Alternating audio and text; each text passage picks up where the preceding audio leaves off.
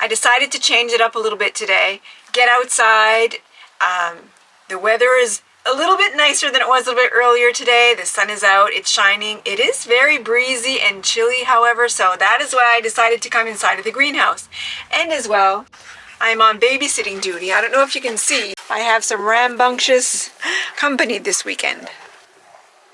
So while they're out there letting off some steam, I thought it was a perfect time to talk about the phenomenon that has been going on probably throughout the world. I know we feel it here in Canada, here in New Brunswick, and that is the rising cost of, well, anything, really everything.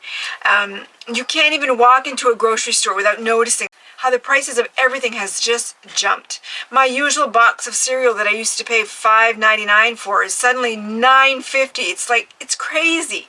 And now that it's late spring, summer's coming up, and as you know, fresh produce, fresh foods, fruits is expensive. So what can you do to prepare to have healthy foods all year long, trying to reduce the cost of when you go into the grocery store, the sticker price, the sticker shock of seeing the prices going up and up? What can we do to help balance the cost of living today and eating healthy? I'm going to talk about what I know best, what I do best, and that's food preservation. Of course, there's lots of other things you can do to help lower the cost, and if you're into couponing and things like that, but I'm going to talk to you about what I do best. So there's two things that you can do, and there's still time. It's not too late to get started. Even if you haven't started a garden, you can still do it.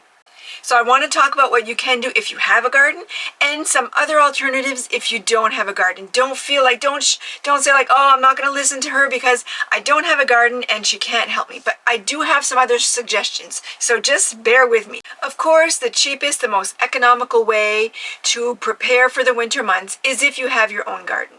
So you can plant all kinds of vegetables. I have my beets here that are doing actually really well.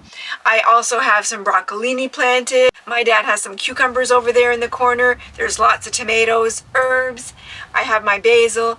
Lots of things growing here inside the greenhouse, carrots as well, and some more stuff outside, the garlic, the green beans, and anyway, lots of things going on, but it's not too late to start. So usually you have to wait to plant your garden until, if you're planting seeds in the ground, you can plant your seeds 2 to 3 weeks before your last frost date. If you're putting plants outside in your garden, you have to wait until that last frost date because you risk your plants freezing. And if you live in a nice warm climate where you don't have to worry about frost, I am so envious. So it's not too late to start. And if you feel that you're a little bit too late, you can even go to your nearest garden center, pick up plants that are already started, like your tomato plants, your cucumber plants, your beet plants. I've already bought some of these in garden centers as well, and they do just as well. Even if you don't start them from seed yourself, they will do just as well. Once the frost date has passed, put them in your garden, give them a little bit of TLC, a little bit of fertilizer, water if it's really dry, and boom, you've got yourself a garden. You don't have to have a huge garden to start with. You can even start with a small, very modest garden to try yourself for the first year. Having your own garden will provide you with lots of fruits and vegetables to get you through these winter months that you can preserve and have on hand once winter rolls around. It is so gratifying when you go into the garden and pick up a vegetable or a fruit that you've planted yourself and know that I created this. It's almost like the show where they created fire. Well, I created food.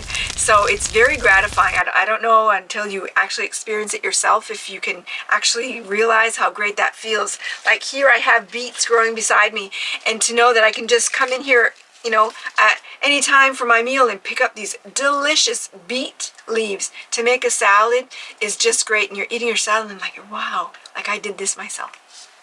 But do not despair if you don't have time to plant a garden or you don't have space to plant a garden. I get it. I haven't always had a garden. Well, my dad has always had a garden, but I haven't always planted things in the garden. I would just kind of go steal from them. But I understand the time crunch, the space crunch. I get it. Do you need a garden to preserve for the winter? Absolutely not. You do not need to have your own garden. All you need is to have a nice farmer's market close by, local farmers that you probably don't even know exist. You look them up, Google them, you may find farmers that are close by where you can actually go and buy some produce yourself. Like in the summer, there's always an abundance of vegetables, and they're often willing to sell to local people. They love that. It's part of what they love to do. Just to give you an example, but my dad has like 3 gardens. Okay, I have like a few rows in his gardens of the stuff that I eat the most. But I do use a lot of tomatoes. I preserve at least 100 pounds of tomato every year. What do I do with all these tomatoes? I make my salsa, I make my pasta sauces, I put that in soups. I go through a lot of tomatoes every year. So for me to plant the amount of tomatoes that I need to have 100 pounds of tomatoes is not impossible. I won't say it's impossible, but here's the thing. When I go to a farmer's market, or I call the guy where I get my tomatoes from, I'll ask for 25, 50 pounds of tomatoes at a time, and they're all ripe. As to where if I'm trying to get 25 to 50 pounds of tomatoes ripe all at the same time in my garden, it'll never happen. I'll have tomatoes rotting before some of them are ripe. So I like to do everything like in larger batches when I'm doing tomatoes to get the job done quicker.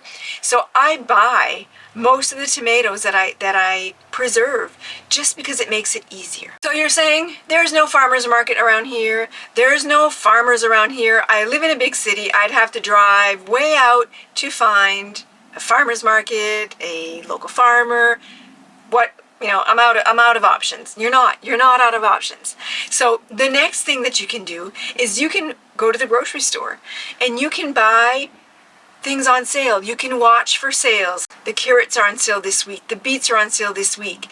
And you buy in bulk. Buy a lot of it. Save some for what you can eat and preserve the rest. If there's one piece of advice that I can give you, don't go too big. Because if you go too big, you risk wasting, and it can quickly become overwhelming if you have way too much than what you can deal with. So if the carrots are on sale one week, buy up your carrots, but don't buy your carrots and potatoes and beets and green beans and then go home with a trunk load of produce that you need to preserve. My fear would be that you could end up losing a lot of that. Do it in moderation. Do it in small batches. Choose one vegetable that you find on sale one week and do those. Choose another vegetable that's on sale one week and do those. And that way, it doesn't seem as overwhelming. It's not as expensive as trying to get everything all at once. Now remember, preserving your food does not only apply to vegetables and fruit. You can do this with meats as well. So you get to the grocery store one day and your favorite cut of chicken is on sale. Well, you can buy a lot of it and you can preserve it. You can do that with your ground beef. So as long as you do it safely and do it within the norms of food safety to make sure that you don't get anybody sick, the sky's the limit as to what you can do. Now there's also other methods as well. You don't have to can all your produce. If you have the freezer space, you can freeze a lot of it. And you don't even have to have the vacuum sealed bags. You can put it in mason jars. You can freeze in glass dishes. You can freeze in plastic bags. Whatever is easier, whatever takes up the less space for you inside of your home. You can also dehydrate. You can also ferment.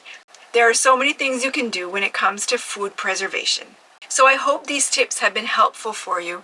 I think if we continue sharing these tips and all our tips and tricks and secrets on how we try to offset the rising costs of everything nowadays, we can help each other, we can learn together.